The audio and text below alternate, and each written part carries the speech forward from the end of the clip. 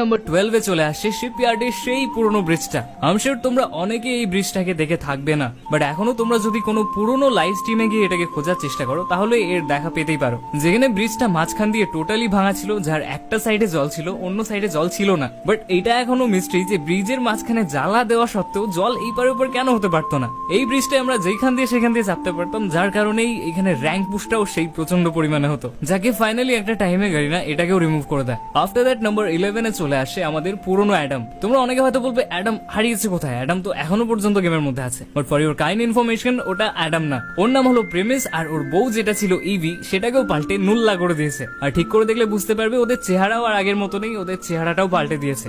যদিও অ্যাডাম আমাদের ইমোশন, অনেক এমন ইউটিউবার আছে যারা কিনা শুধুমাত্র অ্যাডামের জন্য ভাইরাল হয়েছে, তাই অ্যাডামকে আমরা এই লিস্ট থেকে বাদ দিতে পারতাম না। আফটার দ্যাট নাম্বার 10 এ চলে আসে রিভার সাইড। অ্যাকচুয়ালি আমাদের ওল্ড রিভার সাইড, যেখানে থাকার মধ্যে ছিল শুধুমাত্র একমাত্র দিস অনলি রুফ, যেটা পপুলার ছিল ফ্যাক্টরির মতো ফিস্ট ফাইট করার জন্য। বাট এখন এই জায়গাটাকে চেঞ্জ করে এর পুরো ভিউটাই পাল্টে দেওয়া হয়েছে। ওকে, তো এরপর নাম্বার 10 এ চলে আসে ওয়েস্ট আপগ্রেডার, যেটার কাজ ছিল ওয়েস্ট এবং হেলমেটকে এক লেভেল করে আপগ্রেড করে দেওয়া। অর্থাৎ তোমার কাছে যদি 2 লেভেলের ভেস্ট এবং হেলমেট থাকে, তাহলে এটা সেটাকে আপগ্রেড করে 3 লেভেলের ভেস্ট এবং হেলমেটে পরিণত করে দেবে। এরপর গেমের মধ্যে অনেক রকমের চেঞ্জেস আসার ফলে গাড়িনা এটাকে রিমুভ করে দেয়। এরপর নাম্বার 9 এ চলে আসে হ্যান্ড ক্যানন, যেটা অনেকটাই মিনি লঞ্চারের মতো। বাট এই দুটির মধ্যে ডিফারেন্সটা জাস্ট এইটাই যে মিনি লঞ্চার সোজা যায় আর হ্যান্ড ক্যানন একটু অ্যাঙ্গেলে বেঁকে যায়। তোমরা বলতে পারো এটা অনেকটা লঞ্চারেরই একটা লাইট ভার্সন ছিল।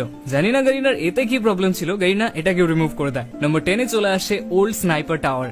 আমাদের গেমে স্নাইপার টাওয়ারে ছিল এমন একটা জায়গা যেটা কিনা ছিল ক্যাম্প করার জন্য একটা আইডিয়াল প্লেস। বাস একটা লং রেঞ্জের গান, একটা শর্ট রেঞ্জের গান আর একটা ল্যান্ডমাইন। র্যাঙ্ক পোস্ট তো চুটকি ওকা খেল। আর শুধুমাত্র ওল্ড প্লেয়ার্সরাই বুঝতে পারবে যে স্নাইপার টাওয়ারে রাশ করাটা কতটা বিপজ্জনক ছিল।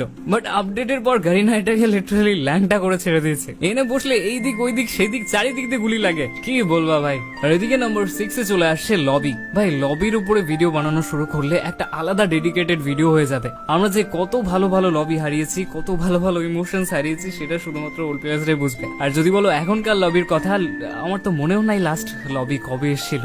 মনে হয় 1-1.5 বছর ধরে এই একই লবিতে খেলছি আমরা, বাদই দাও। এদিকে নাম্বার 5 এ চলে আসছে ইলেকট্রিক সাববোর্ড। এই জিনিসটাও অনেকে জানবে না যে আগে আমাদের র্যাঙ্ক ম্যাচের মধ্যেও ইলেকট্রিক সাববোর্ড ইউজ করা যেত। এটা আমাদেরকে অনেক হেল্প করতো যখন আমাদেরকে এমার্জেন্সি জোনের মধ্যে যেতে হতো। এছাড়াও এই সার্ফবোর্ড দিয়ে আমরা অনেক রকমের গ্লিচেস কে ইউজ করতাম। বাট আনফরচুনেটলি গাড়িনা এটাকে রিমুভ করে দেয়। ওকে।